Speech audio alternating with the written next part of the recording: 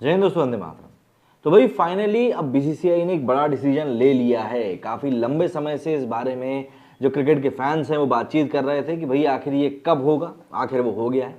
अब इससे पहले कि आप और भी ज़्यादा गेसेस लगाएं कि भाई ऐसा क्या हो गया, मैं आपको बता दूं कि हमारी जो नेशनल टीम है उसके कई सारे बड़े दिग्गज खिलाड़ी, चाहे हम विराट कोहली की बात करें, रोहित शर्मा की बात करें, ये खिलाड़ी बिना चोटिल हुए भी अक्सर पिछले 1 से 1.5 साल में कई सारे मौकों पर ब्रेक लेते हुए नजर आए। अभी देखा होगा आपने कि श्रीलंका दौरे के ऊपर भी कई सारे अहम खिलाड़ियों ने ब्रेक लिया है।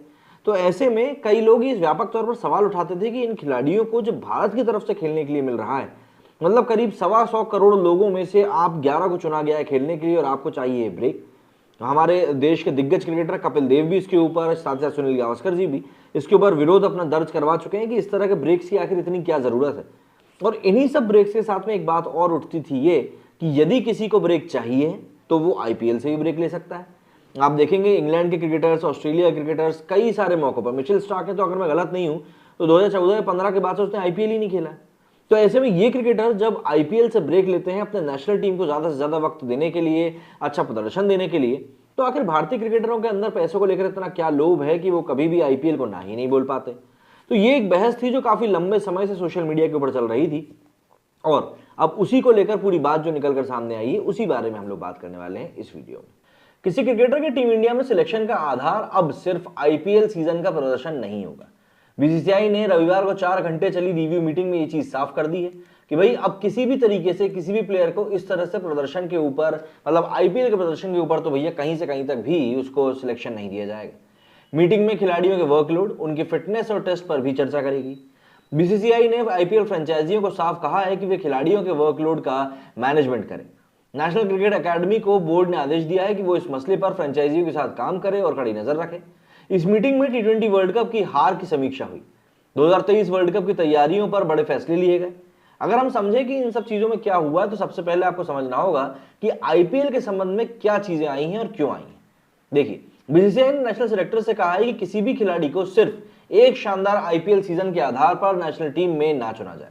सिलेक्टर्स ये भी ध्यान में रखें कि आईपीएल के अलावा क्रिकेटर ने घरेलू क्रिकेट में भी अच्छा प्रदर्शन किया। बोर्ड जसप्रीत बुमराह, रोहित शर्मा, रविंद्र जडेजा जैसे स्टार परफॉर्मर्स की चोटों को लेकर भी फिक्रमंद है। इसीलिए आईपीएल फ्रेंचाइजियों को वर्कलोड मैनेजमेंट और खिलाड़ियों के फिटनेस पर नजर रखने का फरमान सुनाया गया है। भारतीय टीम 2011 के बाद से वर्ल्ड कप का टाइटल नहीं जीत सकी है। 2013 के बाद से उसने कोई आईसीसी ट्रॉफी पर भी कब्जा नहीं किया। इसलिए बोर्ड ने 2023 वर्ल्ड कप में को नजर में रखते हुए ये बड़े फैसले लिए। इसके बाद अगर हम बात करें कि इसका आईपीएल पर क्या असर पड़ेगा, तो बीसीसीआई के फैसले से आईपीएल फ्रेंचाइजियों की मुश्किलें बढ़ जाएंगी। वर्कलोड मैनेजमेंट और फिटनेस पर नजर रखने का मतलब यह है कि 2023 आईपीएल में कई स्टार्स का तो या फिर रोटेशन होगा या फिर उन्हें बीच बीच में रच दिया जाएगा। सूत्रों के मुताबिक गुजरात टाइटंस के कप्तान हार्दिक पांड्या, चेन्नई के रविंद्र जडेजा, मुंबई इंडियंस के रोहित शर्मा और जसप्रीत बुमराह को सशर्त आईपीएल खेलने की मंजूरी दी गई, क्योंकि ये चारों ही खिलाड़ी 2023 वनडे वर्ल्ड कप के लिए बेहद अहम है। आईपीएल फ्रेंचाइजियों के ऑफिशियल्स ने कहा है कि प्लेयर्स आईपीएल को शानदार बनाते हैं, ना कि उनकी फ्रेंचाइजी। ऐसे में उनका ध्यान रखना जरूरी है। कोई भी दूसरा चोटिल दीपक चहर या श्रेयस अय्यर नहीं चाहता जो कि पूरे सीजन बाहर रहे। ऐसे खिलाड़ी आईपीएल ब्रांड के लिए जरूरी हैं। हमें उनके वर्कलोड पर ध्यान देना होगा ताकि वे चोटिल ना हो। ऐसे में उन्हें आराम देना और बहुत एहतियात से मैचों में उनका इस्तेमाल करना जरूरी है। राहुल चहर, वरुण चक्रवर्ती, शिवम दुबे, देवदत्त पडिक्कल, वेंकटेश अय्यर और आवेश खान का आईपीएल में शानदार प्रदर्शन था। इसके बाद ही उन्हें टीम में जगह दी गई। ये खिलाड़ी लेकिन उम्मीदों पर खरे नहीं उतरे। आज ये खिलाड़ी कहीं भी तस्वीर में नहीं है। इनमें से राहुल चहर और वरुण चक्रवर्ती को 2021 में हुए टी20 वर्ल्ड कप टीम में भी चुना गया था, पर आज वो गायब है।